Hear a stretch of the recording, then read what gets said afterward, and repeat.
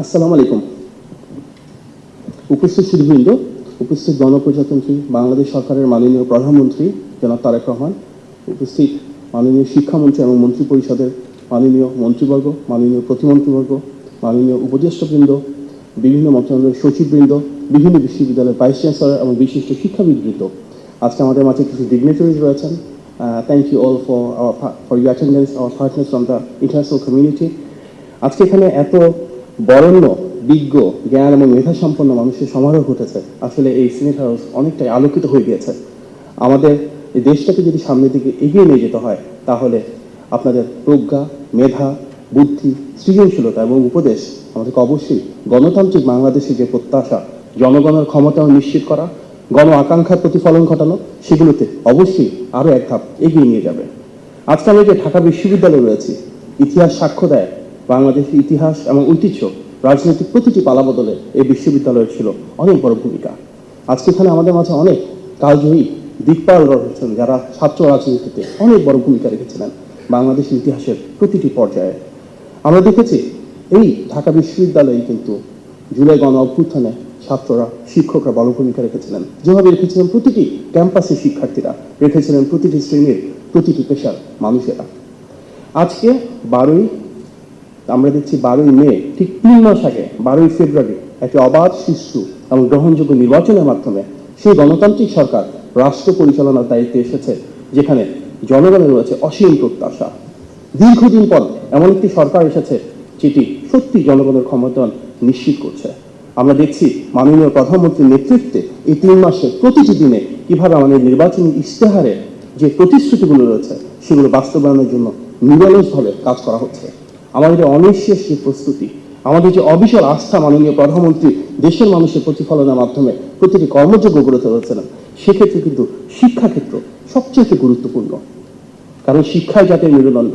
আমাদের একটি demographic division রয়েছে, একটি বিপুল পরিমাণ জনগোষ্ঠী রয়েছে যারা বয়সের তরুণ তরুণী।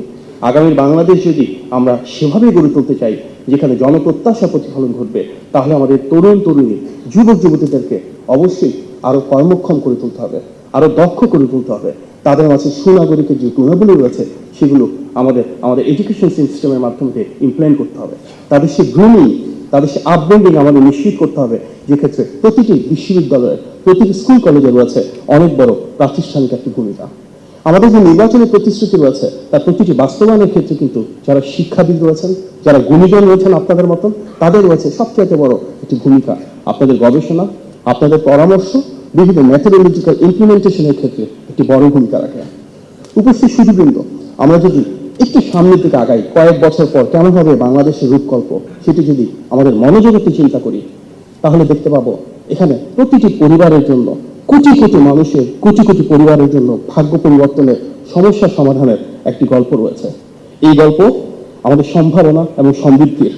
এই গল্প আমাদের বাংলাদেশের গণমানুষের সচ্ছলতা এবং স্বনির্ভরতার। এই গল্প বিএনপি সরকারের সফলতা এবং দায়বদ্ধতার। আসলে আমরা চিন্তা করি, আজ থেকে কয়েক বছর পর একদম প্রান্তিক একটা এলাকার, সেখানকার কৃষি নির্ভর একটি পরিবারের কেমন হবে ভবিষ্যৎ। সেই পরিবারের যিনি প্রধান, তিনি একজন বৃদ্ধ কৃষক। তার হাতে একটি কৃষক কার্ড থাকবে। সেই কৃষক কার্ডের মাধ্যমে তিনি নিশ্চিত করবেন যে সরকারি যে ভর্তুকি সরাসরি ওনার হাতে পৌঁছে যাচ্ছে। সেচ, সার, বীজ, তেল এবং নিত্য প্রয়োজনীয় যে জিনিসগুলো রয়েছে, যেগুলো তার কৃষিকাজের সাথে জড়িত, সেগুলো স্বল্প খরচে সরকারি প্রণোদনার মাধ্যমে ওনার কাছে পৌঁছে যাবে।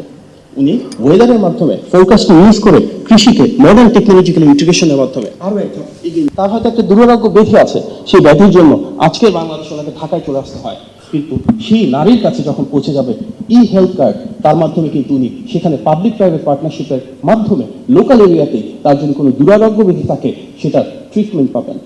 গভর্নমেন্ট স্কিমের মাধ্যমে প্রাইভেট হসপিটাল থেকে বিনা খরচে সেই ট্রিটমেন্টটা আমাদের পরিকল্পনার ভিতরে রয়েছে, যা কার্যকর করা হবে হেলথ কার্ডের মাধ্যমে। সেই পরিবারে যদি 3 জন সন্তান থাকে, আমরা দেখতে পারি একজন সন্তান কিন্তু একটা মসজিদের ইমাম সাহেব, তার জন্য থাকবে সম্মানী ভাতা। ওনার রেগুলার যে আর্নিংস আছে তার পাশাপাশি রাষ্ট্রীয় খরচে উনি একটি সম্মানী পাবেন। দ্বিতীয় যে সন্তান, তিনি হয়তো একটা বিশ্ববিদ্যালয়ের শিক্ষক, তিনি হতে পারে একটা স্কুলের শিক্ষক। যদি প্রাইমারি স্কুলের শিক্ষক হন, আজকের বাংলাদেশে হয়তো তার সেরকম সামাজিক মর্যাদা নাই, কিন্তু তার জন্য মাননীয় প্রধানমন্ত্রী যে one teacher one tab scheme রয়েছে, সেখানে একটা ট্যাবলেট কম্পিউটারের মাধ্যমে ওদের ট্রেনিং আরো বাড়বে। ইন্টারন্যাশনাল স্ট্যান্ডার্ডের উনি ট্রেনিং দিতে পারবেন, কারিকুলাম হয়ে যাবে ডিজিটাল, এবং তার মাধ্যমে আমরা নিশ্চিত করতে